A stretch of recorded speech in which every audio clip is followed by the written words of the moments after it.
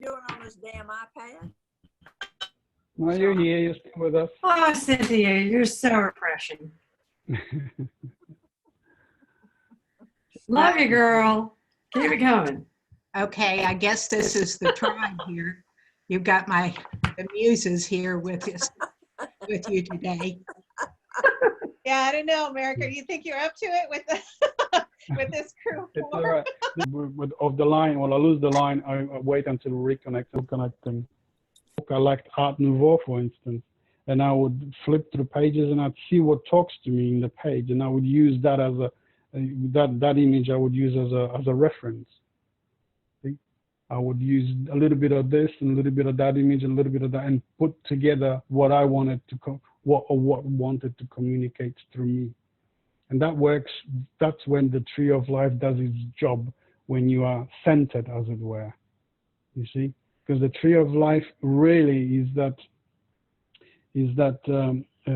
what could we say? It's your third eye, if you like, that which connects the visible with the invisible, so that the information, the inspiration that it comes, you grab it immediately. So see, there's another image below. If you look at Kabbalah, that's an old mystical Jewish tradition, the Kabbalah. And the tree of life is the Kabbalah as well. So if everyone can find, that's about halfway down. It's a black and white image.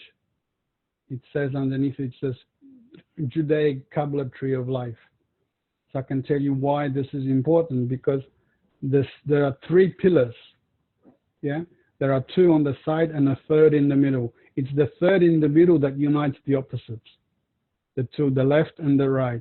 That's the middle way. And the middle way is, again, your left eye, which is, for instance, thinking, and your right eye, which is feeling. So left is the visible dimension of life. Right is the invisible. And it's the middle eye, which unites the 2. And the information flows between them. And that's what this tree of life in the Kabbalah is as well. It's the left side of the tree and the right side of the tree, which is united through the central pillar. And it's united through the Tiferet. That'll be your heart. So the first circle at the bottom is your roots. That's the ground. And the up above, it will be the highest, the unknown, the dimension. That'll be God, for instance, and it's the Tiferet that unites the 2. So that's the job of the tree of life. And then I would, once I have gone through this symbol, I would have gone to right at the bottom where it says "See also." Is everyone there? At that suddenly gone silent. So if you go into all the way down to the page before references, there is a little section called "See also," and then you will see the connections between the different trees of life. So you see, there's Christmas tree, fir tree, fleur de lis, maypole, New Year's tree, palmet. There are all images of tree of life. Now, why is this important? So you can start to make these intuitive connections that everything, everyone, that's not just one tree of life, but every other image of this tree is also the tree of life. And then you can see that it's not just in one culture, but it's in all cultures. You see? So it'll be the maypole was still in parts of Europe. I was traveling through Scandinavia, and they have something called I don't know whether you have that in the US, but they have Midsummer Festival. That's when they set up the maypole, and the maypole is set up with intertwining colors of red and white. There's your alchemical colors of the Solar King, the red, and the Lunar Queen, white, and they both together.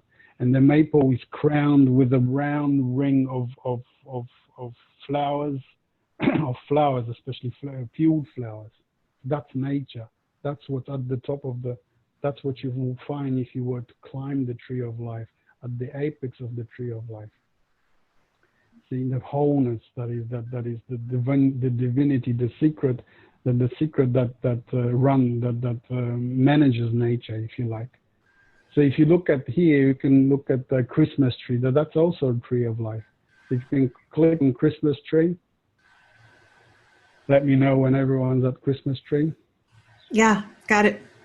Yeah, now click on the first image, just the first one on the right. Look what's at the apex of the tree of life. What do we put on our tree of life? The star. Yeah, exactly. And why a star? Because star is self-luminous. It doesn't need anyone to tell it what to do. It knows what it does from itself. And that's the mystery that we climb through the tree of life to discover. That's the light, if you like. Or that's not the solar light, but the light, that self-luminous light of divinity. But we also put at the apex of the tree of life, we also put an angel, don't we? Mm-hmm. So an angel is also that same image that unites the two dimensions of heaven and earth, of spirit and matter as one. That's what the star means as well. It's self-luminous because there's spirit in it. There's consciousness in it already.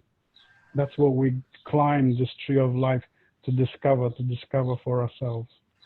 And the tree of life is very, very important in shamanic cultures, in all Aboriginal cultures. So in America will be the North American Indian cultures. They all have a tree of life, regardless of which one, but they all have their own little custom associated with the tree of life. And the way that the shaman, for instance, travel on this tree of life, they use a drum. And why a drum? Because a drum, rhythmic beating of the drum puts us into a trance, puts us into that state where you can get out of your own way, yeah? Get out of your own way, ego drops away, and something else takes over. Your intuition, your soul takes over, and that's how you travel. And you travel, that's the mystic vehicle, the drum. And you travel up the tree of life until you come to its apex, where there would be a door, like a golden door or a portal through which you enter. That's the threshold between the visible and the invisible dimensions. I'll see if I can find, there's a really nice image of that where with the muses, and at the top there is there's a little loop at the top, and you walk through that loop and you stand there in front of the Apollo, God. Anyway, so that the shaman would have traveled all the way up to the top through that porthole and would have come to the dimension, to the upper level of the collective mind, to the psyche, to the dimension of the soul. And there it would he would experience his, if he was really talented, if he went further, if he went past the ancestors, he would have gone further in, deeper in, as it were, inward and back inward, to that very source of the most inward center. And there again, he would perhaps find another tree of life of an image of this most secret, or the divine part within him or herself, which here is represented by a star, but that intelligence, that secret intelligence in nature, which knows exactly what to do. And that's the soul, which is within us. And actually we are within it, as our physics are now discovering that this quantum field within which we all are, which is the secret intelligence that actually runs our lives. And apparently we really just connect to it, and everything is directed directly from us, that and through it, directly from it to us. And this is that dimension that is also called Akashic Records. I don't know if anyone of you are familiar with that idea, where all information is stored in these Akashic Records, not only from the past and from now, but also all the way to the future. Because in that dimension there is space, but there is no time. So if you reach that dimension, you have access to all the information, whether from the past or whether in the future. See, and that kind of I was going to say that actually brings into it with the remote viewing, because the remote viewing, in the sense that there is space but there is no time, so you can go anywhere with the remote viewing, regardless of time. So that'll be the tree of life. I think you get a pretty good idea of what the tree of life means. I will get now we're going to go to Okay, one more thing. Are you familiar with the Chronicles of Narnia? Yeah. Movie? Yeah, there's a really, really nice tree of life there. I'll send you a link in the wardrobe. Are you familiar with the wardrobe? Yeah. Okay, I'll send you the link there and we'll talk about that. That's one of my favorites. The movies, yeah. The books. I mean, I read the books. Yeah. Oh, I think Catherine just logged in. So there's a huge link there. If you click on that link, or if you go to Google and you say picture of Narnia wardrobe, you will find that there. And that's a really good example of the tree of life as a door between dimensions, the visible and invisible. And you can click pretty much on any image, the first image, and you will see a huge tree on the front of the door. See? And what happens in the movie? Lucy finds Narnia through walking through the wardrobe. That's the threshold. So that's what the tree of life does. That's why a shaman travels up and down the tree of life. He goes from dimension of humanity to dimension of spirit by traveling on the tree of life. So there's the wardrobe, and there's the huge tree, and Lucy walks in through the wardrobe, and then she walks back and back and back. If you remember, she walks backwards and she finds that. That is to say, she walks inwards and backwards to that dimension of Narnia. And isn't it funny that it's Lucy that finds this dimension, that is a feminine, that it's a girl? Yeah, because it's your feeling, your intuition that finds that dimension. No, it's not going to be your masculine thinking or practicality, but your intuition, your feeling for it. You're being moved by the situation. Something moves you. So there you have it. Hello, Catherine. You have to turn on your mic, or you don't if you don't need to. Well, I'm trying to get back. Hi. Hello, we're just talking about the tree of life. Thanks. Yeah. So here we are, the wardrobe, and that's how you get in and get out. That's the way you walk in, and it is Lucy that finds it, that is to say, it is your feminine heart that opens up to the dimension of this invisible dimension, of the upper level of the collective mind, that psyche. And sometimes in dreams, actually very often in your dreams, you will be walking up and down the stairs, or perhaps up and down a mountain. That's the journey, that's the cosmic axis, because tree of life is a cosmic axis that unites the center, the very center through which you travel. A woman had a dream that she came to me to help her with, and she was traveling on a spiral staircase, going up and up and up and up until she ended up on this landing on this upper level, where she was wearing a really beautiful long dress, and she had to walk the way through a pub, through a masculine environment, the feminine and the masculine as one. And then she found a way into a bathroom, and there she was helped by a young girl. That's the self. That's the soul, telling her what to do, what her further things that she needs to do to go further, to go even further. Because that spiral is the tree of life. That's how you enter. And many times in my own dreams, the tree of life presented itself as walking up a mountain, like I was showing you with the Christmas tree. So you imagine you're walking up the Christmas tree, and the lights is the way we decorate our Christmas tree with lights, because it's so luminous. The way to the top is so luminous. That's what guides you there. The light, the self-luminous light of the soul. And when you get up there, when I got up there, that was at the top where the temple of the soul was, and that's where the union of the opposites takes place. That's the star. See, the matter and spirit as one. The material, the physical form of the star, and this energy, this mystery energy that enlivens it, makes it explode. The two together form this union.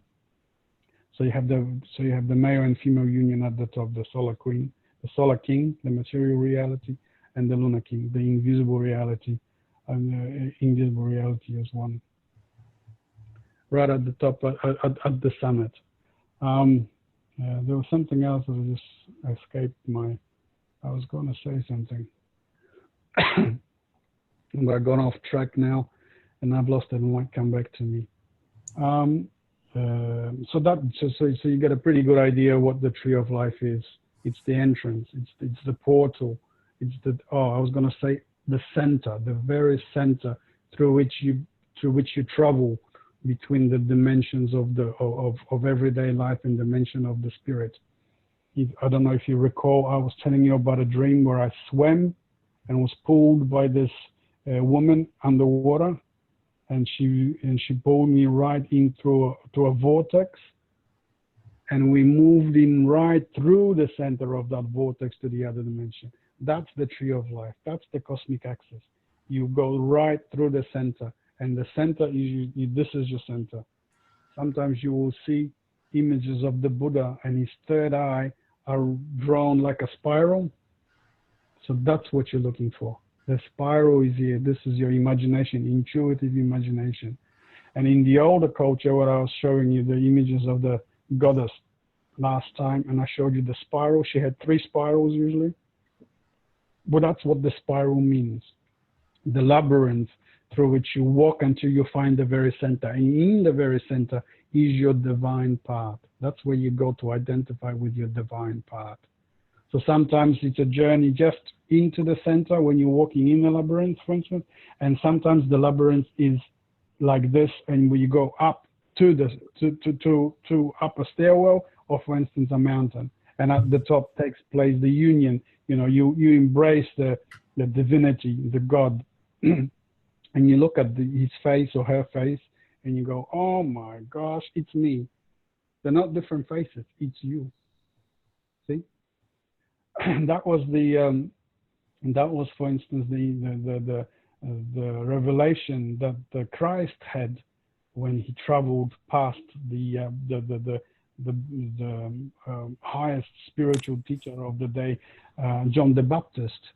He didn't stop at John the Baptist. He went past him to his own revelation. He went into the desert. You see, he went past Jordan. He was baptized by Baptist, but he didn't stop there. He went further. So he in his own revelation, in his own mystic revelation, he had this, after which we don't know the details of, but after which he taught, I and the Father are one. He didn't say like Muhammad, who didn't make it all the way up the top. He only went as far as worshipping, as far as going up to the temple, and he prostrated himself before God. So then he became a source of laws dictated from God to people. He didn't say, you are God, like Jesus said in John, I can't remember which one, says, you're all gods, all of you. Or like the Gnostic, Jesus says, kingdom of the Father is spread around the earth, but nobody sees it. And kingdom of the Father is this very center I'm talking about, within which you experience the identity with divinity. So it's so important that if you make it all the way up, that you don't stop just before the deity, just before God, and you prostrate yourself there, and then you come back and go, oh my God, I've had my mystic experience. God is alive, and God wants me to say this and the other, like Muhammad did. But you actually go to the final step, and you go up there and you have a look, and you look at his face or her face, and you embrace, so that the two become one, and you know, oh, I am God. So you can come back and you teach others that it's not just a matter of, reading books and being a channel for God's message, but that you are God. Everything is God. That everything, every little bit is divine creation. Everything is sacred.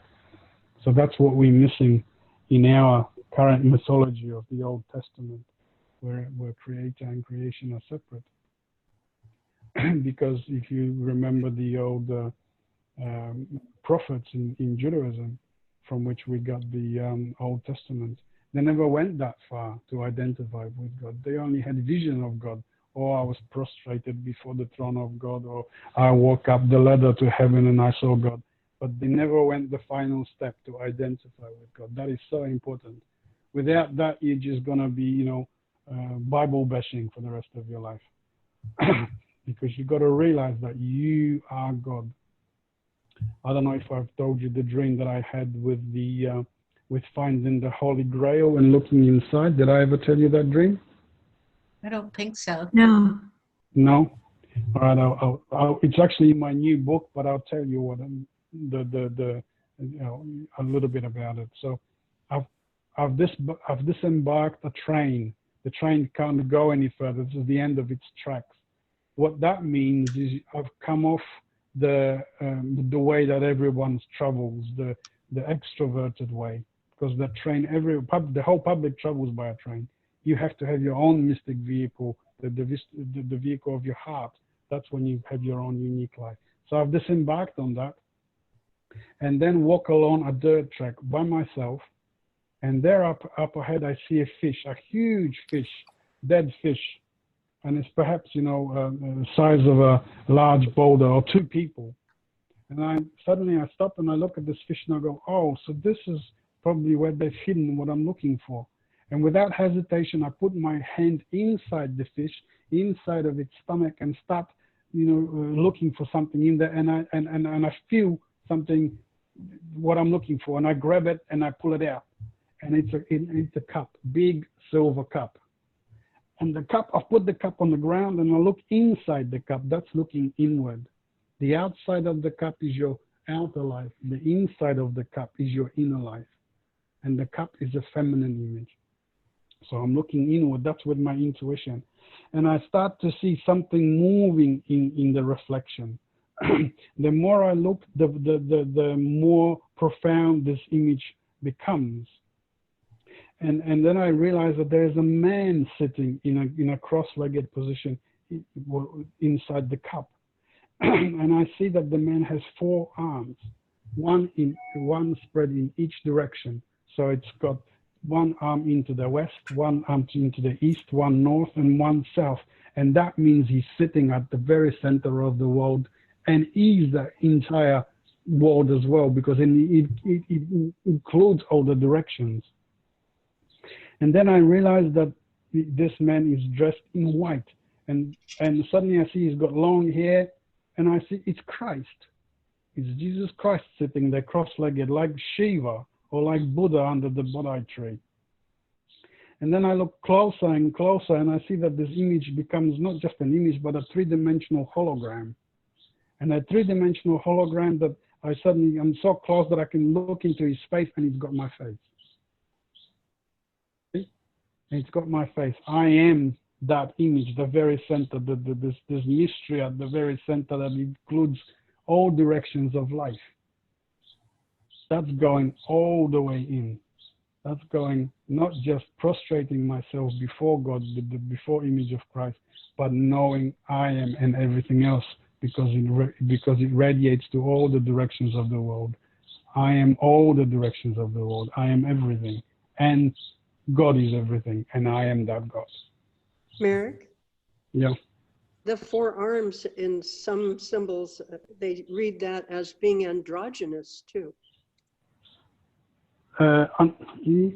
Androgynous usually is where you have both the male and the female as one. But perhaps you're right. Yeah. Because being yeah. The 4 arms are sometimes a symbol of being androgynous, according to some. That would fit in as well, because androgyny means the union of the opposites, whether male and female, or matter and spirit as one. So that fits in. But in my vision, the 4 arms were definitely the 4 directions of the world. That is to say, it includes the whole entire world, the south, the west, the east, and the north. And that's divinity. And the divinity is not only that it's separate from you, but it is you. So that vision is far more detailed. That's going to be in my new book. So that's how you enter. And that's the Grail, by the way. And Grail is also the tree of life. Did I tell you the story of the Grail, how it got to Earth? No. I don't think so. No. Well, the story of the Grail is like this. There was war in heaven. between good and bad, or between angels and demons, let's say. But there were neutral angels that didn't partake in the conflict. That is to say, they didn't partake in the opposites. And it is these angels that brought it down to earth, you see? So you have, like, you were looking at this image of the tree of life of the Kabbalah. So you have the angels on one side, which are good, and the demons on the other side, which are no good. So you got your, for instance, you got your invisible dimension of the spirit and the visible dimension of earthly everyday life. But there is in between this that unites the two, and that's the Grail. That's how that's the neutral angels, and that's the Grail. So that's your middle way. That's what I was seeing inside the Grail. I was seeing in a way of vision, intuitively. And that's what my dream was showing to me. And prior to this dream, I was working very, very energetically with symbols. That's why working with symbols is so important. And I can't remember which symbols I was working at the moment, but I can tell you a story of the symbols where I was working with the symbol West. So one day I'm sitting on a couch, again, laptop in my lap, and I'm thinking, so where should I go today? And a voice as clear as I'm hearing you suddenly said in my head, go west. So we will go and have a look what west means. So we'll go back to Wikipedia and just type in west in search. I'll send you the link in a minute. I should have looked at this before. Here we are, west.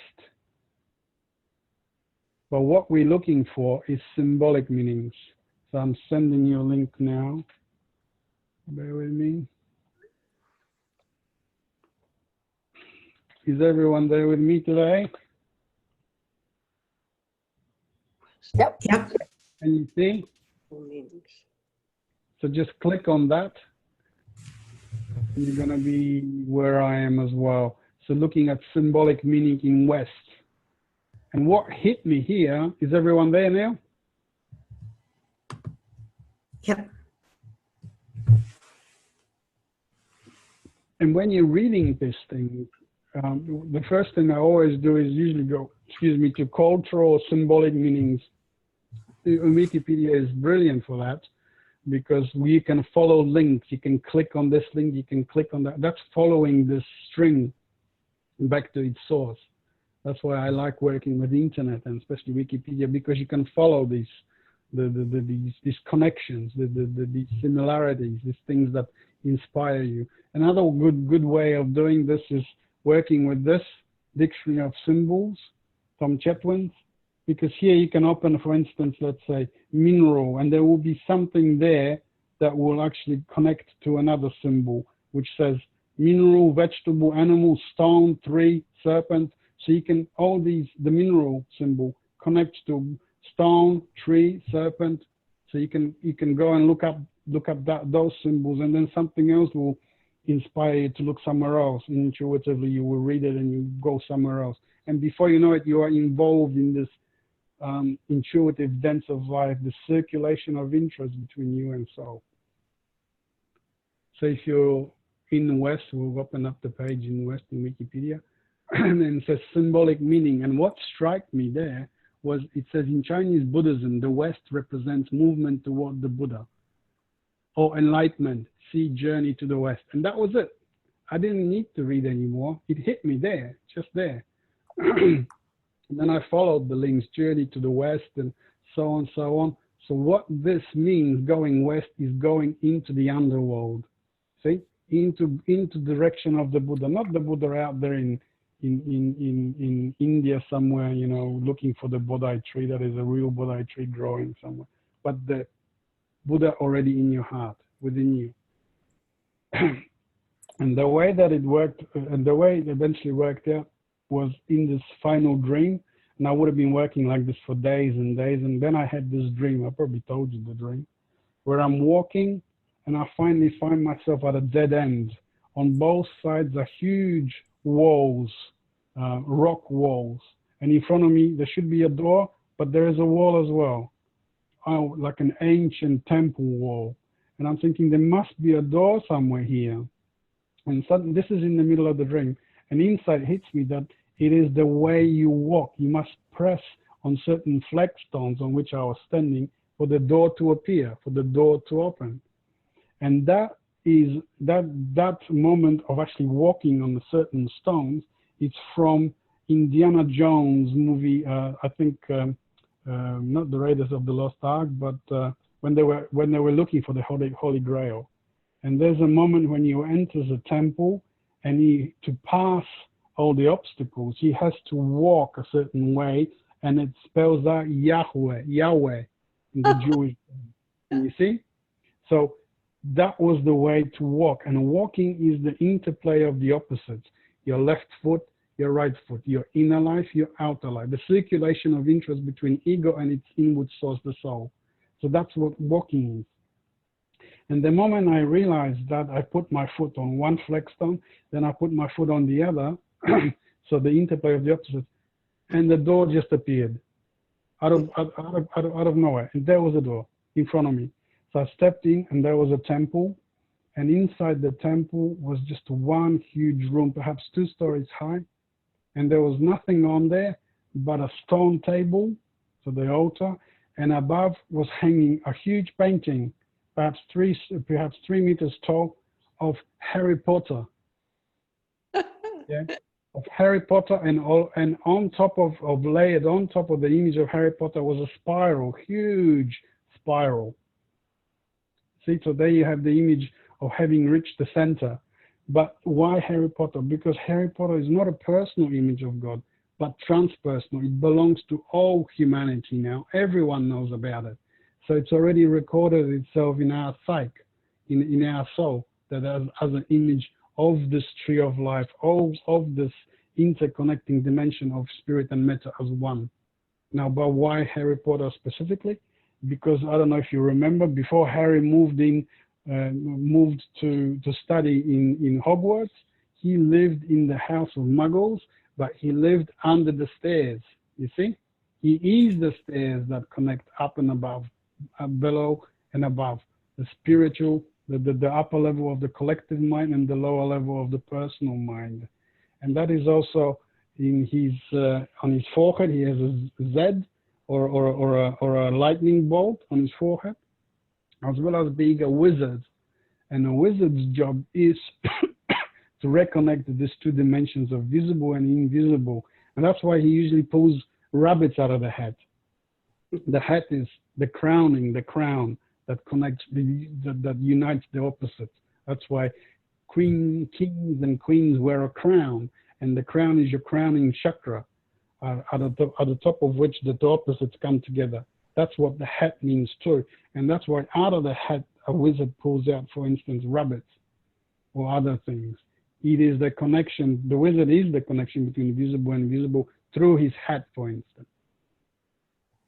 In one of the talks, Anne Baring talks about one of her dreams when she reaches this secret garden, crawling on her stomach, and the garden is divided into 4 sections, and she's crawling on the central section.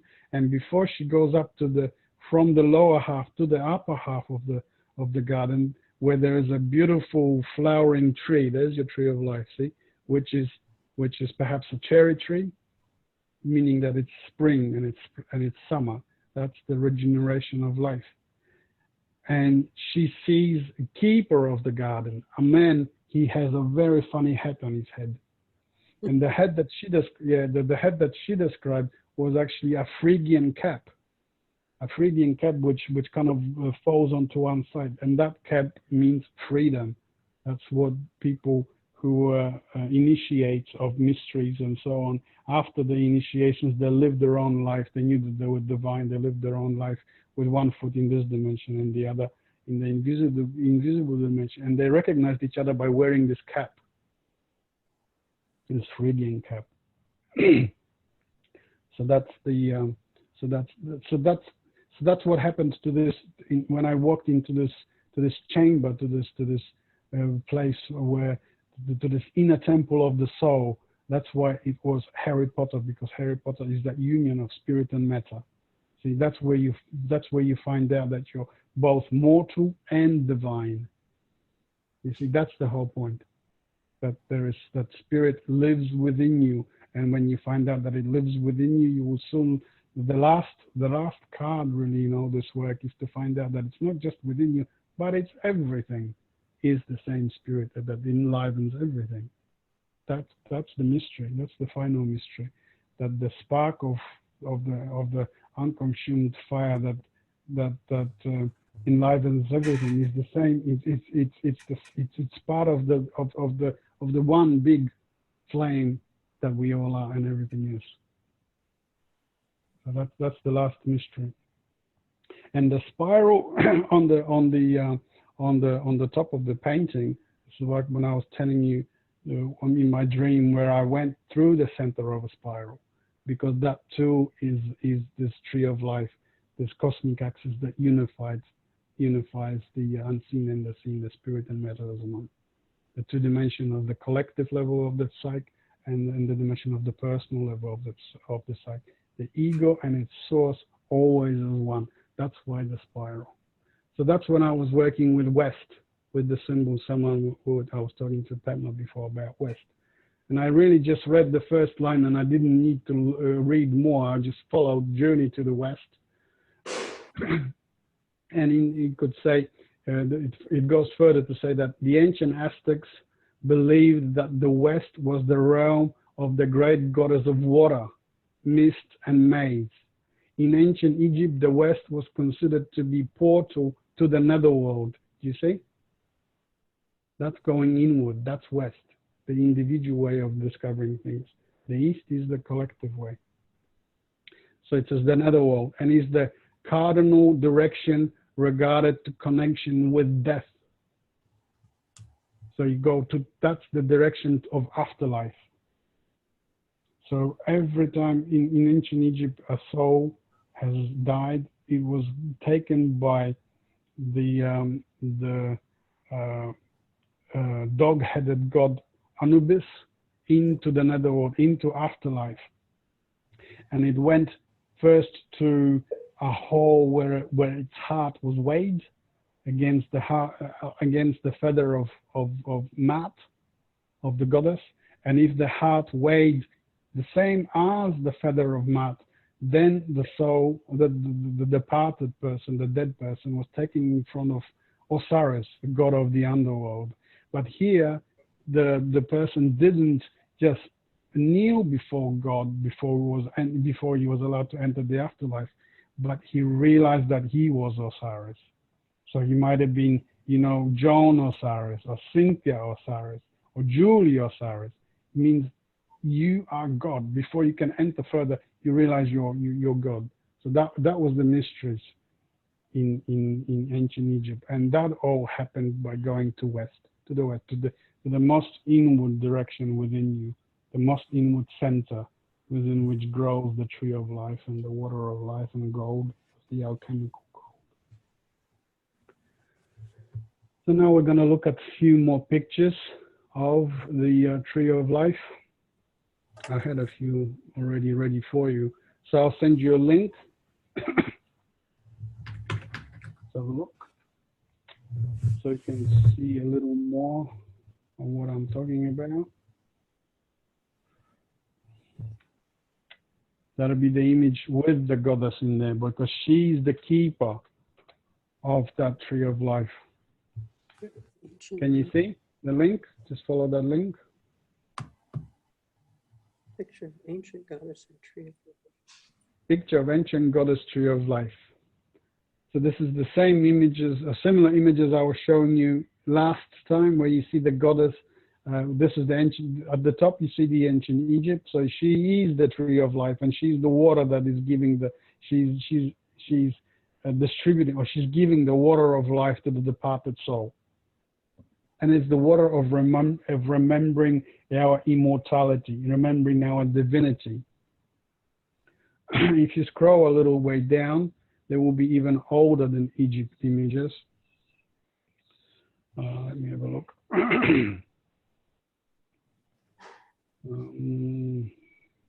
How far down? So there are the spirals and the serpents. They're all images of the tree of life.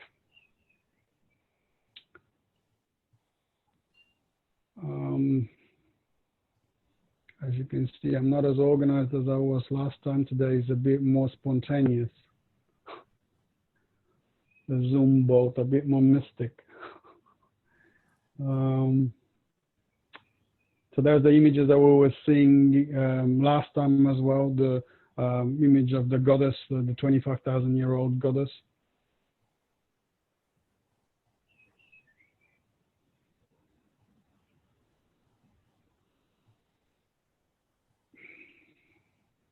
I'm pretty sure I've seen it before. I should have, I'll send you a link when I find it. It's an old Sumerian seals, that's what I'm looking for. Maybe I've already missed it. And here you will see a goddess sitting under the tree of life, and she is dispensing its fruit, the water of life, or its fruit of knowing our immortality. So that's where you go to understand your divinity as such.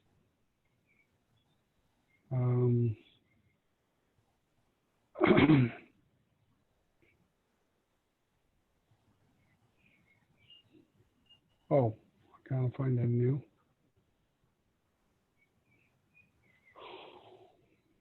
I hope you haven't fallen asleep yet. It's all going very quiet over there. Everyone's, I think, everyone's turned off their microphones, I think, yeah. Some of them are muted. Some of them are muted, yeah. Okay, there it is. I missed it. Tree law. So I'm just going to click on that and send you a link. Yeah. So if we go, another link. If you click on that link and scroll down,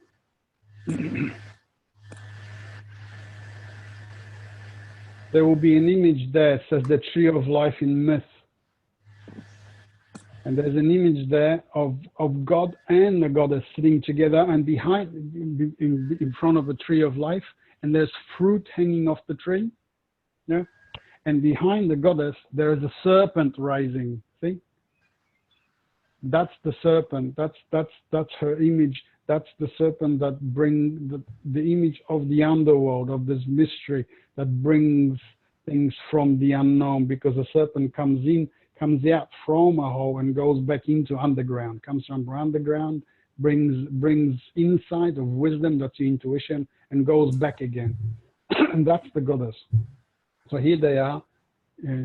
He's got the horns on, the horns, the bull horns, and she's just sitting, and behind her is a serpent, and they're sitting in front of tree of life. There's the union of the feminine and the masculine.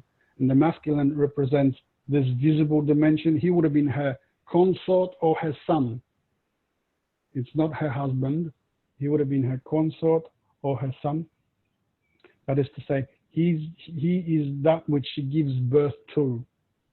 That is to say, this dimension of reality, this material dimension, is what she gives birth to, but she is the invisible part behind it. She like stands behind it and gives this dimension its physical reality. So there's that image of that tree of life.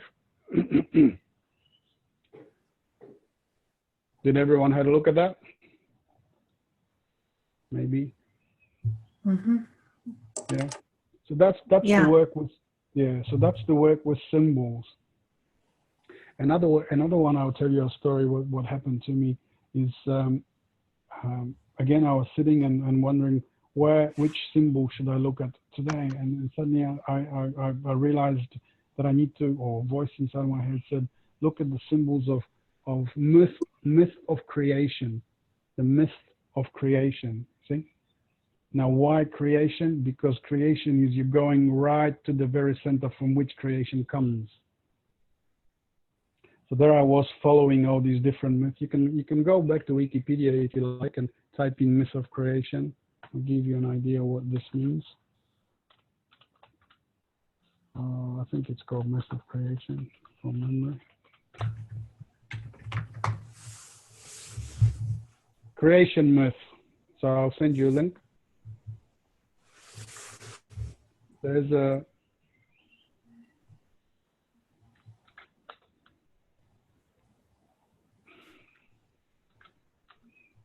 so follow that. You can have a look if you like. I'm not going to go through the whole thing because it's you need to do it yourself really to see which ones talk to you. But what I realized there, I was doing all this work and one myth after another, one creation story after another, and then suddenly it hit me.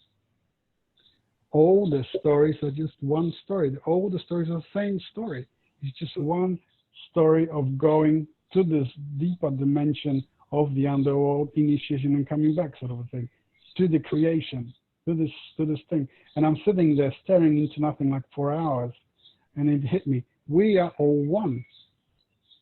All the different stories that are told and retold through different traditions and the different religions and so on is just really just one story. That's when it hit me when I was working with this creation myth. So I was sitting there and that's the feeling. That's when you have this aha, this shock moment. And that night I have this dream. I'm in a boat, and the boat is pulled by a figure that is half immersed in water and is walking on this self-luminous shining path underneath the water. And this person is not really male or female, but is androgynous, like Hermes or Mercury, see? And he's pulling a long rope, and I'm inside the boat. And finally we make it to a shore. It's like an island, and up there are waiting scores of people, but they're not people, they're archetypes. That is to say, it's a whole royal court with the king and queen at the front, but the rest are all courtiers, but they're also archetypes. So there was the wizard there would have been the witch there's the knight and on his quest, there would have been the prince and the princess, you see, the bird and the bird goddess and the shaman, all archetypes, the priest, blood. And when I disembark from the boat, both the queen and the king and the queen come forward, and I embrace them. The two dimensions of the psyche, the personal and the collective, are finally one. And a voice says, where we are all one, and there shouldn't be any further divisions. This is when I finally realized our oneness. I was in my mid-30s then. And after that, you can't go back to the way you were living, just the love for your own tribe. You realize that you living on this planet, it's just one country Earth. We are all part of this one country Earth.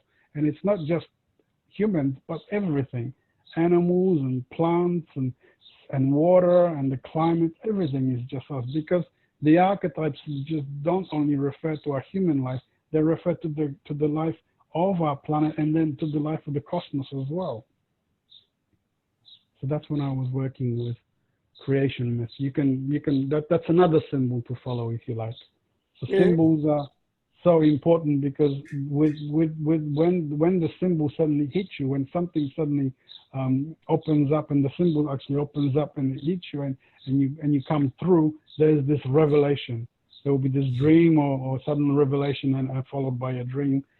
And then when you have this revelation, and it's important that you don't simply just write it down and remember, but you process it further. That is to say, you go and look for it, for connections, to understand it further by having examples so that you know what you're talking about.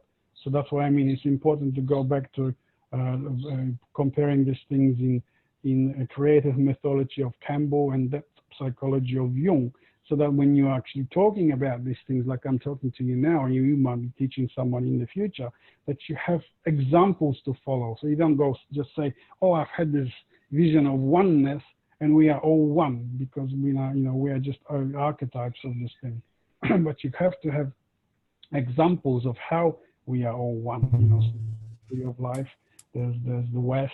They're all referring to this one single story, which actually was Campbell who mapped it out for us, and he called it the monomyth. So there's the call to the adventure. I'm getting, I get inspired. There is the adventure itself going inward. So I'm following clues, working with symbols. Then I reach the center, initiation, and then I come back and I live like that now. Now that I know that there's this invisible dimension, I live with one foot in this world and the other one firmly through my heart with this invisible dimension of the soul. That is so important. And this thing repeats itself in everything, not only in myth, but in your everyday life and in movies as well. So you'll be watching, for instance, you'll be watching, let's say, Matrix. I might have mentioned this to you before. The call to adventure is, the whole sequence repeats itself. The call to adventure is when the message on the computer says, "Wake up, Neo." The journey begins when Neo is freed from the Matrix by Morpheus and his team. So he's freed from, he goes out from the world into this inner world. That's the adventure. Adventure begins, and reaching this very center, this temple where I saw, for instance, the image of the union of the spirit and matter, where I saw Harry Potter, for instance, the very center, the spiral, is when Neo reaches the creator of the Matrix, right in the very center. And then he comes back out of this initiation, and he lives with both, he restores the balance between the spiritual and the material dimension. But when he is blinded, but he has a blindfold across his eyes, and he can only see through his intuition, through his inner vision, and he restores the balance between machines and people, between the material side of life and the spiritual side of life. He restores the balance. That's the return. See? Again, for instance, we go back to Narnia, where the children are leaving, where the children are forced to leave London because of bombings. That's the call to adventure, and they come to the countryside, to the old house of the professor in the countryside, and the journey begins when Lucy finds the wardrobe and the secret land of Narnia. And the initiation is when the siblings, the two brothers and two sisters, become two kings and two queens. The balance between male and female, the spirit and matter, is restored. That's when Narnia flourishes back into life. There's spring and summer again, and all the creatures are no longer they're no longer disregarded as such or oppressed, but everyone lives in their own, the creatures, the fantasy creatures are alive again. And then the return is when the kids are aware of this this invisible dimension of Narnia and keep coming back to it in other movies. So they live in their own everyday life and with this, in this one foot with this dimension of Narnia.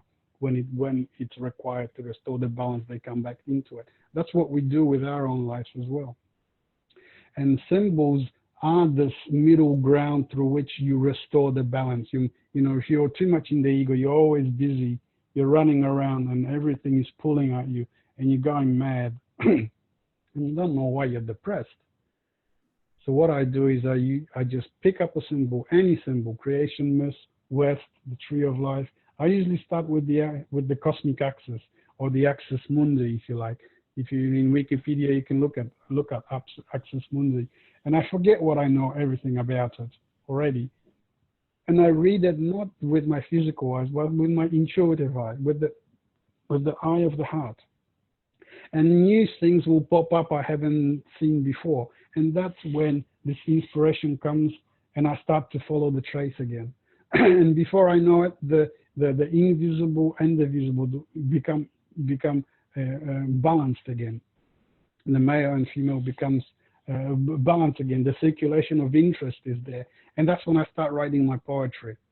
Well, we were writing one thing after another, one thing after another, one thing after another. And the more I write, the more articulate it becomes. Initially, it would just be meaningless stuff if I have been away for a while. But after a while, the more it becomes articulate, the more beautiful it actually becomes. And then more to the point so much that if I post some of the things, it's like, you know, people say, oh, he's taking out his big stick. But that's how it is. It's not love and light at all. It's, you know, if you read someone like Kabir, for instance, or even Rumi, you know, their deepest things are really telling you off. That is to say, why are you like this when it's like this? You could be like this. Why are you still depressed? Or in one of, I can't remember the exact words of Rumi, it says, why are you in prison when the doors are wide open? Do you know what I mean? That's the kind of thing. So when the more you're in this intuitive mood, this information is flowing through you because you've worked with symbols and you've reconnected the circulation of interest between you and the soul, the more your work will be more not aggressive, but more to the point. I think it was Kabir who said, if you don't become conscious in this world while living, do you think that when you die, ghosts would enlighten you? So he's giving a message that, you know, you got to do this while you're alive. That's why I always say it's dying before dying. You got to experience this union with the divine while you're still alive, because once you're dead, it's too late. There is space, but there's no time. That is to say, we change, we transform in time. You have to have time to transform, because if there's no time, there's no way for you to move, to change. You're just stuck in that consciousness where you are right now. And that's what happens after death. That's the reports that we have is I remember Jung talking about this, and he's had access to, you know, thousands of dreams, is that when people are close to death, some people that haven't attained that level of consciousness and have already died, were coming into their dreams just before they were dying, asking them to enlighten them about what they needed to know before they died. So that's so important. That's what Kabir says, you know, you know, you have to do it now. If you've got to do it while you're alive. Do you think that when you're dead, ghosts are going to enlighten you? No, you got to do it now. So that's the work with symbols. So I'm going to stop a little now because I'm kind of losing my voice, and you can ask a few questions if you like, and then we'll see where we go from there. Merrick, can I just make a comment? Yeah. I did something very similar to you in my 30s. I researched the Day of Judgment in every different civilization and religion that I could find. Yeah. And I came to the same conclusion you did with the myth of creation.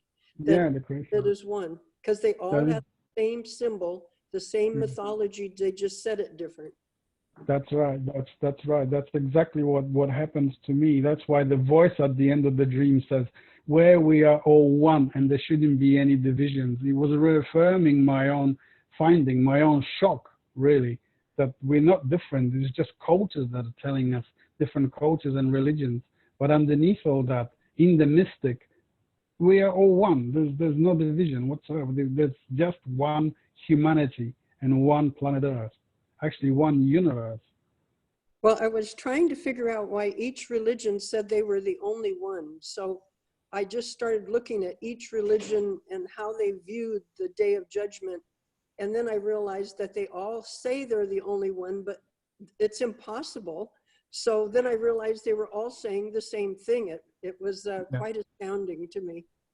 They are saying that they are the only vessel of truth because what they long for is this oneness. So if they were to be the only religion, the only word, the only belief, everyone would believe in that and we would have this superficial oneness. Yeah. See? So that's also a desire for oneness, but that's forcing your own view on everybody else. The oneness doesn't work that way. That's why, for instance, Islam is desiring the same thing. You know, we want to conquer the world, and there's only going to be Islam. So they desire this oneness, but it's a totally unconscious oneness that they're trying to force this one belief. They're looking for this one belief that connects us all, but they're actually forcing their own belief to achieve this oneness. So that's the mind, the masculine mind playing its own rational games, because oneness can only be experienced through the heart. That's going inward, going to the west. Yeah. So you get some. So I've given you some really powerful symbols if you ever wanted to work with symbols. And forget everything I said. Just let your intuition inform you when you're working with symbols. Forget everything I said, or forget everything you know. Just see what your heart, what your intuition says about it, what it informs you, because the way you will come to it will be totally different to anyone else. Yeah. Well, I think we've lost a few. Have we lost a few? I think Amy was having a hard time following the links. Oh, okay. And I know when I tried to follow them this time, I had a hard time getting back to the screen. I don't know if anybody else had that. Mm-hmm. No, I just had to make it so that it would, so you could see both. You can see a little, you go to the big Google, but then you just go back. There's on the bottom of my screen, I have the different apps. I could click back on the Zoom app and it would be right there. Okay, Well, so I could do it at the beginning, but as we went along. Sending the links creates a problem. Is that right? Is that what you're trying to say? I could do it in the beginning, but as we went along, it got harder for some reason. Yeah. Well, I'm just looking at it. I'm just looking at it, and it just opens up a window in your browser. Really, if you click on the link that I've sent. So just if you have a browser open, even if it is on a computer or a tablet, it will just open up another window in that browser. That's what it does to me, and it doesn't affect the Zoom screen whatsoever. You're still there. Mm-hmm. Yeah, I think we just need to keep on doing it and get used to it. Yeah, because I really need to show you some links, because the images are important. See, without the images, how am I going to try to describe all this stuff to you without the images? The image always comes first.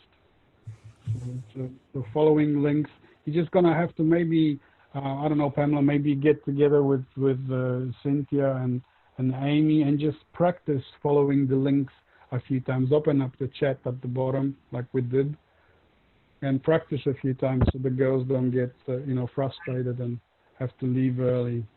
Because Amy sent me a text, and even about the Christmas tree, she couldn't find it. Okay.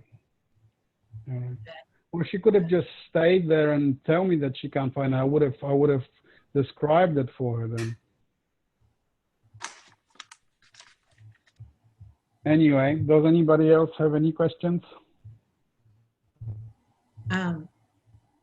Anything you would like to know? About the rest of you, but maybe you've done this so long, Mark, that you don't have problems remembering your dreams. And, I'm keeping that pad and pen right on the bed with me. And, but even still, when I wake up in the morning and, don't open my eyes, and it's like sometimes nothing will come to me. Yeah, it takes practice, Pamela. It really does. And it makes a big difference what you do before you go to sleep. So if you're busy, you're talking, you're running around, you're too much in the outside. So the inside, the inner life is not so important, and you won't remember.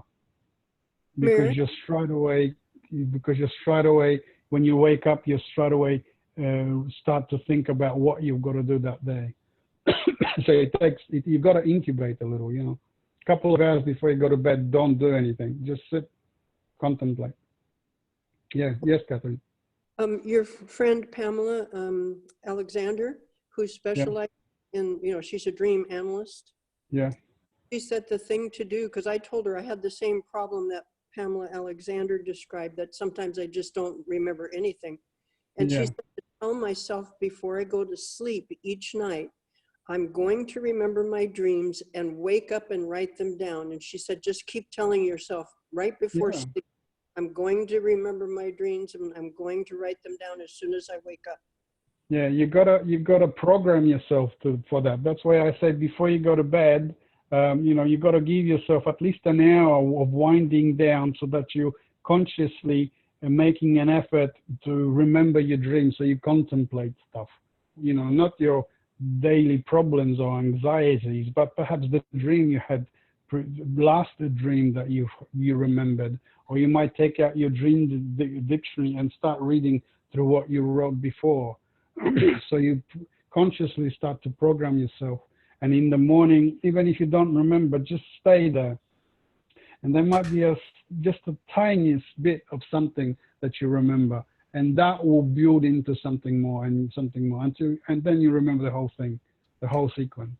The more you're inward, the more you're sort of learn to become more introverted, the easier all this becomes, because it's no point me prattling at you about all these things and the things I remember, the wonderful things that I've done, and if you can't experience the same thing,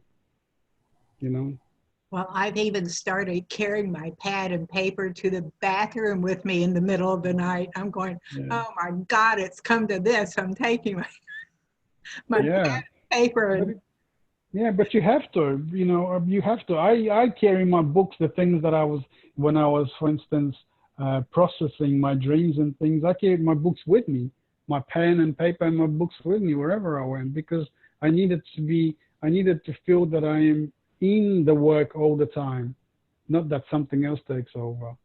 So I surround myself wherever it's important to have your own little space as well. you should see my bed.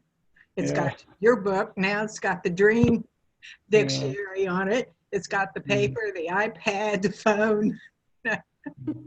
It's like, oh my God. Yeah. So I think we're gonna have to do a little bit practicing with the links, with the things that I sent to you, because I see that quite a few are getting frustrated and leaving early, and like this meeting, there's hardly half of you of what it was last time. And when I was just talking to you, there were plenty of people, but when I make you do something, start interacting, everyone starts to run away. It's too hard. That's how it is with these things. I can't be talking at you all the time. You gotta be. That's how you learn. That's how you remember, when you actually do some stuff. And you actually. Well, I think part of the problem is too, if they have their iPads and then they're trying to look it up on the phone. I know. Okay. Can't you look it up on your iPad? Well, you were having trouble last week, weren't you, Catherine? With trying to look it up on the iPhone? Yeah, a little bit, but this time I just kept doing it on my phone instead of trying to tap the link, and I got to all the links. I just read what he typed, in the iPad window, and then I just typed it in myself, and then I didn't have to really need to just have two windows open, one for Wikipedia, because I always come back to Wikipedia, and one for Google Pictures, and that's it. Really, and the rest is just, even if you click on the pictures, if you don't find the right picture, there will be others that are talking exactly the same stuff. Merrick, I have a question that I was reading, some Pathways to Bliss, with Joseph Campbell. And he talks a lot about trying to figure out what your myth is in your life. Are you going to be talking about any of that at all? Like how we can figure out what the myth of our life is? It's only one myth, Catherine. That's what I was saying. There's only one story that repeats itself continually in all religions and traditions, and it repeats in you as well, and in my life as well. This story of going in, this story of call to adventure, going inward, me paddling on the boat, reaching the very center, initiation into our oneness, and then come back or seeing the oneness in the middle of the Grail cup, and then coming back and wondering what the hell was all this, mystic experiences about. And then you live with one foot in this world and the other because you're aware of this invisible dimension that you weren't aware of before. That's the only time. Well, then he also mentioned connecting your myth with the stage of your life. Yeah, well, you can do that as well. You can say in the mid-30s, this is where both at the age of 33, both Buddha and Christ had the initiations. They went inward.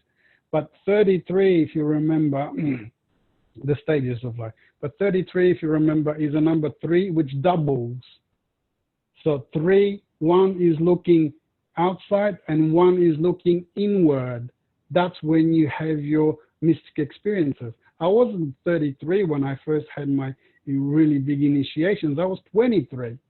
If you were to follow your, there is this idea of when it happens in your life, midlife crisis, and then you suddenly, over 40, and then that's the full moon, and you start to wane, your attention starts to wane from the outside life back to inward life. But to some people, that's not like that at all. It happens a lot earlier. That's why I don't really talk about that, because like Black Elk, the holy man of the Sioux, the North American Indian. The Sioux, yeah. The Sioux, yeah, Sioux. The Sioux. He was 9 years old when he had this huge, great vision. 9 years old. Amazing. 9 years old, 9 years old, we were still playing with Lego blocks. Exactly. In our culture. Yeah. Nowadays, we get our first mobile smartphone at 9 years old, or probably earlier now. But he was already at the top of the mountain. He saw what I saw when I was in my mid-30s. Everything is one. He saw the big tree. Right. He did. Yeah, that's right. And he said the hoop of my people was part of the hoop of all the nations of the world. One mother, and the big, around which, in the middle of which stood the big tree of one mother and one father, to all the nations. He was 9 years old. So I don't talk about this myth. Yeah, I know Campbell talks about it, and it's because that's mythology. If you follow mythology, that's what it is. Your midlife crisis, you can look at this, your life as a cosmic axis. That you're born and then you die. And we live roughly 80 years. So 8 is your cosmic axis from beginning to the end. And the division is, if you look at the figure 8, there is your above and there is your below, the union of the opposites. Well, in the symbol that of is symbolically, that's the whole life. Your upper life, upper level of the collective psyche, and the lower level. So after you're 40 years old, you're supposed to, that's the full moon, and you start to look more inward until you recover your wholeness. Yeah. Well, and it's a symbol for infinity too. Yeah, symbol for infinity. So you were talking about what our myth is. There's only just one story, the destiny of a lifetime. And that's the story of going into that temple where the tree of life grows, being initiated to your divinity, and then realizing that divinity is not just you, but everything. That's just the one myth. Everyone, whether it is a religion, whether it is a particular culture, whether it is humanity, or whether it is individual. That is the only story that we have, the only myth. And that's the myth of our life. Well, that's the myth of our life. It said that Jung was trying to figure out what his myth was. Jung? Yes. Did Jung? Joseph Campbell in the Pathway, here. Oh, I haven't read the Pathway to Bliss, but yeah, first of all, the myth, yeah, Pathway to Bliss. First of all, the myth, the collective myth and the personal myth are always the same. That's why Jung had his visions and he realized he was divine. You know, that's when he said I think the words, the accomplishment of a lifetime is to realize what you really are. You know, and that's what his whole psychology was based on, recovery of this deeper dimension of the collective psyche, the symbols I was just telling you about, whether it is the tree, the cave, west, all these things belong to humanity.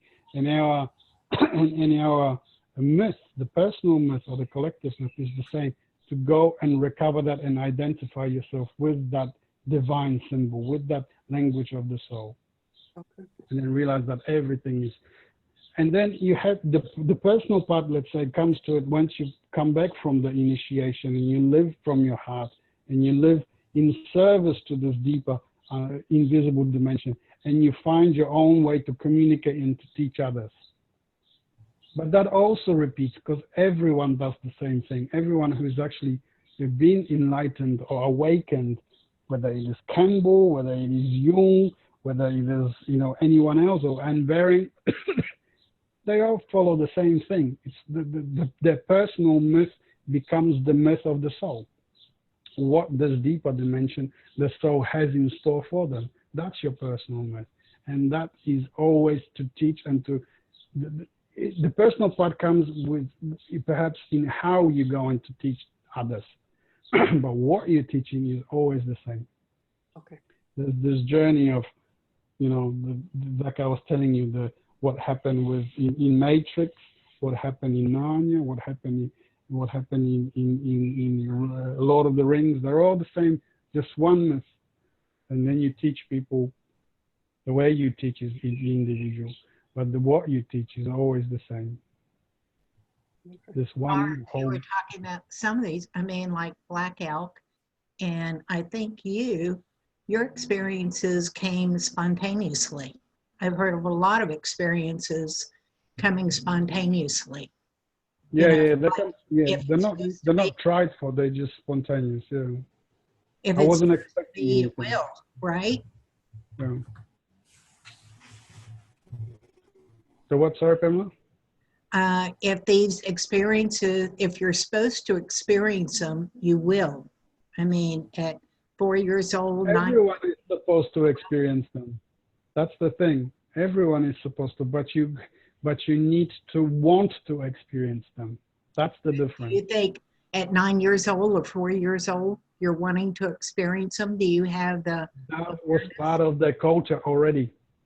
They never, you know, the Sioux never forgotten that was part of their dances. That would have been part of the way they lived, what they believed. They knew that nature and earth was sacred. They would have been aware of the dreams. They would have talked about that. They would have had shaman who performed special, initiations. So he was already born into this culture that was alive with it. We don't have reference to it. No, they send their young men on vision quests. Yeah, vision quest a little bit later on in life. He was a bit too young, but if he shows talent, for instance, shamanic talents of dreams and being closer to this dimension, he would go about 9 years old on his first vision quest. Mm-hmm. And when you see you want these visions, but how hard is it to have these visions? You gotta go on a vision quest. You gotta go incubate. You don't do anything, but your vision is most important. You want to have a vision, and then it happens. Same like with dreams. I've heard of people walking down, New York City street, and then just, it comes. Yeah, absolutely. You're sitting in the traffic jam, and you can't do anything. You can't be in control because you can't go anywhere. And then suddenly, bang, something happens, and it comes, and many people forget that because suddenly the traffic moves and you forget it. But those that know that it's important, see, you need to know that it's important to have this stuff. You're not trying for it, but you're always aware, sensitive to it. And then you write it down. That's living with this in kinship with all life, this shamanic living with kinship with all life, which we've lost. So you can be sitting on a bus stop and suddenly an ad on a bus just triggers off something you need to know. Or you spontaneously walk into a bookshop. You've never thought of walking into that bookshop before. And there's a book that you need to read right on the top. suddenly just talks to you. It won't be, maybe the contents of the book are not going to be important, just the title of the book. Or something, you're standing in a queue in the bank, and two people are arguing in front of you. And then suddenly they say something, you go, oh my God, you take out your stuff and start writing, and they turn around and look at you like this, None of your business, but it's nothing to do with you. So yeah, just keep on writing. It's got nothing to do with you. I know what I'm doing. It's like this.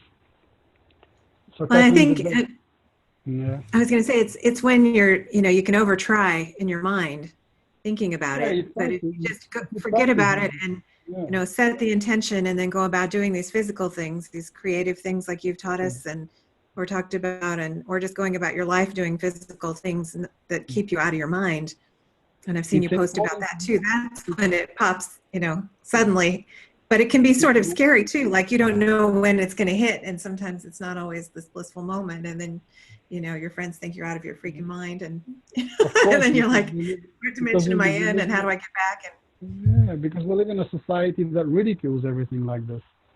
That's why it's frightening to us. People call it, if you go to a psychologist, Main Street psychologist who just dispenses drugs, you'd be diagnosed with schizophrenia. Yeah. You're falling apart. You're losing grip on reality. But that's shamanic experience for you. They were all diagnosed with schizophrenia. So was Jung, schizophrenic. Because they had these deep dreams. They're losing touch with reality. It's not real because we don't have any reference to that. You go to go to shamanic cultures, to Australian Aborigines or to North American Indians who still remember this stuff. They'll go, yes, this is why. That if he's a really talented shaman, he will tell you what it means and then how to take care of it. That it's important. You've got to make it into a song and then share it with your community, and so that this dimension becomes part of everyday life. Well, I don't know how the women, that you talked about, how they did it by themselves, because I can tell you I'm a lot more courageous and brave about it, having you and our friend in Charlotte, that I can put on speed dial if it happens again, like, okay, what the hell was that? Please tell me about the thing. You mean like Maria? You mean like Maria Gimbutas? Yeah, Yeah, but Maria Gimbutas' story, she was a professor, and what she discovered was she didn't think for a moment that this would be ridiculed, because what she discovered was this old civilization of the goddess. But because of mainstream what's it called? Archaeology is still masculine, so they only care for economy. But she was looking for the spiritual, for the mythological. That's how she got that's how she understood, because she understood the folklore of Europe. Then she understood the mythology of the people that she was, the statuettes that she was working with, the symbols. But the rational mind, the scientific, can't even begin to grab its mind around that, because it doesn't fit within its narrow field of expertise. The only thing that they know is economy. So they were digging in the trash and so on. And she started, then they were actually throwing away the statuettes. They were going, oh, these must be just kids' toys. That's the kind of level of the mind that you have. Mm-hmm. And I was telling the girls the other day, they found these, I think on Malta, they found these temples with life-size statues of the goddess, women sitting in a circle, facing each other around this main figure, life-size, and all this is locked up. It can't be shown into the community, because the people that have discovered this, they don't understand what it means. It doesn't fit into their narrow field of expertise. They can't comment on it, so they've hidden it away, and it's been like that for years. If you want to go and see it, you need to have permission to see it, but you can't take photos of it, because you can't put your own interpretation on it before they interpret and understand what it means. There's lots of that stuff locked up. So she was brave in the sense that she used mythology and folklore to interpret the figures. And she said, yeah, this is what they mean. She was right. the meanders, the double chevrons, the water, the bird, the snake, the hedgehog. They're all symbols of the goddess, because she realized that these things were. That's how the whole community was built around this. It wasn't built around economy, but about the worship of this deity, which was feminine in nature. That's another thing that they can't digest, because it was feminine. Woman is supposed to be, she's second creation, she's second best to male. If there's no male god, and there are male statues, but he's not as important as the female. So that's one of the reasons all this is tucked away. So there you have it. Well, I think a lot of people want to know how this is going to benefit my life. Is it going to bring me more money? Is it going to, It's not going to bring you more money. I know. No. The answer is no. Might get you No. fired. Yeah, you get you fired. If you're in a situation where you start talking about this stuff, you will lose friends if they don't know. You have to learn to be a loner, or find crazy friends on the internet. Like us. Like us. Here we are. We're all right here. Yeah, the whoa people, because the mainstream people won't understand. They just really on the level of survival, just surviving. They need to just get by and make it as comfortable as possible before I die, and collect as many things as possible. That's materiality, because matter is actually words from mother. So what they chasing in this materiality is they chasing this missing feminine part, the mother, the goddess. So by collecting all this, they feel that it fills their emptiness, their anxiety. It's an unconscious reaction. That's our capitalism, by the way. So if we have this, if you had this balance between the two realities, the masculine and the feminine, not just materiality, but also the spiritual, we wouldn't be nowhere near in the mess that we are now. We are now. But it's changing. It's slowly changing. Like we said, the rumbling of the earth and things like that are pretty much a warning. If we don't change our ways, Earth, I don't think is going to put up with us much longer. Because time has changed now.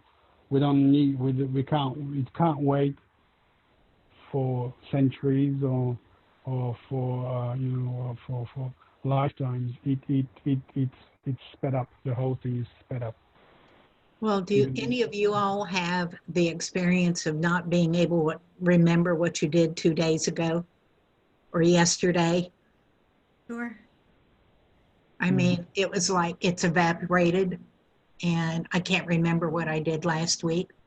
That's why I keep a calendar there. But it kind of blends together, and I don't know what time it is. I'm just looking now, it's 10 till 9.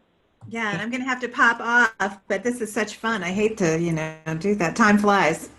Yeah, okay, well, I think we're probably enough for today anyway. Lots for you to think about. Well, are we going to do this next week? Is that the question? Yes. I think this is the last one in my series of talks. But we will do another one next week, and what we'll do is we'll do just the question and answer like we just had now. A lot more spontaneous, so people don't have to chase links and don't have to get frustrated and then drink lots of wine afterwards. Well, do you go have a bourbon or a scotch after this class, Mark? Sorry? Do you go have a bourbon or a scotch after this class? No, it's too early for me. Besides, I stopped. Right. Yeah, I stopped because it put me off too much, especially if I did it. A friend of mine used to drop in, and he's a big wine drinker, and that would have been in the evening, and I'd have to have a glass or two with him because he felt offended if I didn't. But I couldn't sleep afterwards. It puts you to sleep, but then I wake up because it wakes the alcohol actually wakes up the body. It gives it more energy, and my heart starts to pound, and toss and turn. The next day is like shit, so I don't bother anymore. It changes you. This work changes you, you know. The values change.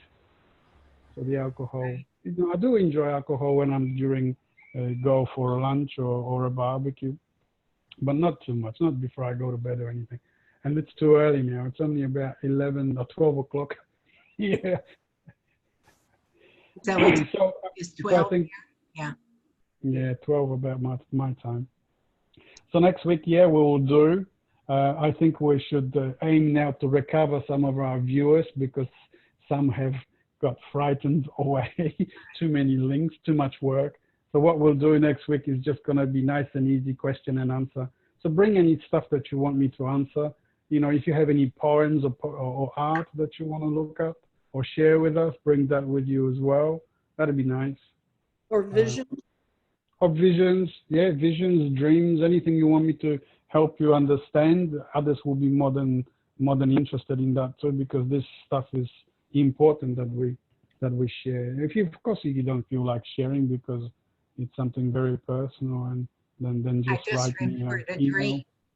I just remembered I had this dream a few nights ago, and the outside of the building looked like a country club where I used to belong, but inside you were giving a talk, and there were people lined up, but there were 2 rooms, and they were pretty good sized rooms, and they were filled with people. And I was concerned that the people in the 2 rooms all couldn't hear you. And I walked out in the hall, and then I saw this huge line of people. And so I think it's going to grow. And just because we posted it on Facebook and nothing happened except with Elise, and it's a slow thing, Pamela. It's not like I'm talking about how to make $1 million. If I was to talk about that, the Zoom will be running hot. There will be plenty of people every week. But I'm talking about stuff that it's really not survival stuff. So people don't think that it's important. It's the other stuff, the more spiritual, the weird stuff that, people don't feel that it's really fits in with their lifestyle when they're trying to make a living, trying to survive. But it will.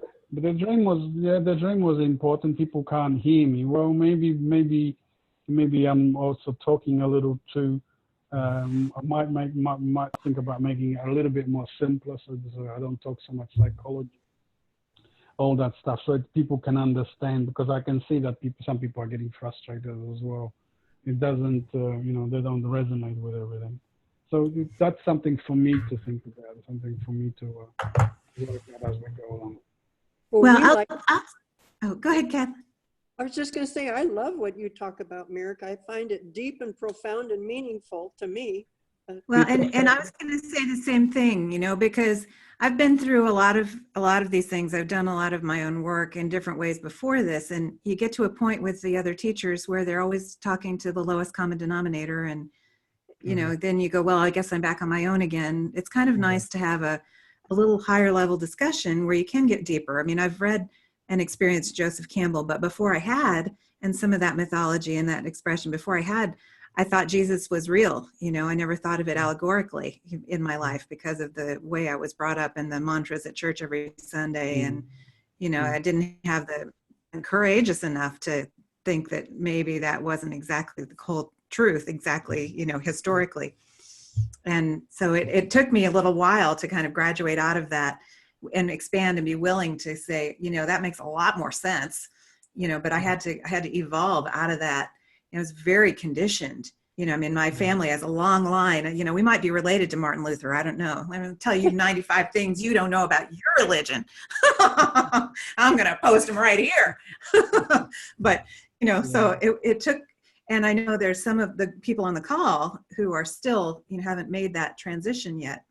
They're expanding, but it's still scary, and it feels, and you just can't get that congruousness. And I've had the energy healing modalities and things to learn from where I can expand and get rid of my mind. And I know how to shut my mind off, and so I'm just saying that there's a lot of women like me, and maybe they just need to experience it and go away, and come back and go away, and it's okay. Yeah, we need to. Don't change yourself. Okay. Because you're very intuitive. You know what we need. Yeah, well, you need to talk about this depth psychology, the symbols, the mythology, and all this stuff that people find very difficult, because unless they've already had dreams and visions, they will not relate to it that much. But what happens when we talk about these symbols, and that's why I made you drive and click on the images and click and look at these images, because what happens then, it awakens this deep stuff within you. It might not awaken today or tomorrow or in a week, but eventually it does. It awakens this deeper dimension of your sight, and they will also start to have dreams. That's why I said after I think every time I point out that when we have finished with the Zoom call, don't worry about going into the pub. Don't worry having a drink or watching football. Go and dream, because what I've just awakened within you, what I was talking to, I wasn't talking to you as such, to your ego. I was talking to your depths, to your soul, to waken up your soul. And the soul really sees these images and says, I know this stuff. It's my stuff. I talk like this. It's important to me. And it awakens within you. You might not feel it, but in your dreams and in your everyday intuitions, you start, even in your everyday stuff, you start to, you might not connect straight away, but it's there. It's in the background. It's perforating. It's kind of, awakening. It's kind of bubbling up in there until one day, bang, something happens, and then they'll start coming to me with dreams. Oh, I've had this, and that's when it all starts. That's when it all starts. The interest starts. Oh, I've had this. I've experienced this. It's true. It's just like you said it is. So we have to talk about this, even if it is painful, and you have to click on links and you can't find them and all that stuff, because the images are so important. Because that's all the language of the soul. Well, thank you very much. Thank you. I agree with Julie. I don't think you should water it down. No, I won't water it down, but yeah, maybe I'll just water down some of the links. I won't get so excited in the Zoom boat. We're not going to go so deeply straight away to frighten off the others. Merrick, You can get your big stick out. One of the things you could do is email the links ahead of time. Yes, I wasn't as organized as I was last time today, because I wanted to be more spontaneous. Okay. Being spontaneous also reaches people. Yes. Because if I have it all lined up and stuff, it's kind of mechanical. But when I'm going, but there's also this and there's also this, it kind of, the interest is a little bit more. Maybe not in practice in my mind, but maybe not in practice. I think they're going to get it eventually. Yes, of course. Cynthia's got a computer. She just took her iPad to the beach with her. So. Yeah, plus Cynthia was drinking wine. She didn't need anything more mystical. She was fine. She was having her own visions already. Yeah. and Amy, Amy's, she's always busy. She's got other things on her mind, so she doesn't want to listen to me prattle too long. Plus, I prattle a long time. 2 hours is a long time, or 1.5 hours. And she's one that is. Yeah. Usually a talk lasts about 45 minutes because people's attention is so short. Half an hour, 45 minutes. Well, then there's the weird ones that could have you go on and on. Yeah. There's a lot to be said. I mean, I could tell you so many things, but there's just no need for that much information. I mean, I've told you the more important stuff anyway. It's just going to be going over some other things later and going over and over images and explaining the language of the soul and explaining my dreams and visions, so that it triggers off that deeper level of us, of our collective soul within you. That's what's important. So I think that's enough for today. Okie dokie. Thank you. Thank you. So you guys take care, and I'll see you next week. Okay. Okay. Have a good week. Thanks, guys. Thank you. Bye. Keep Bye. dreaming. Bye. Bye. I'll leave this meeting. Thanks, Pam. Bye. And Thank you. Bye. I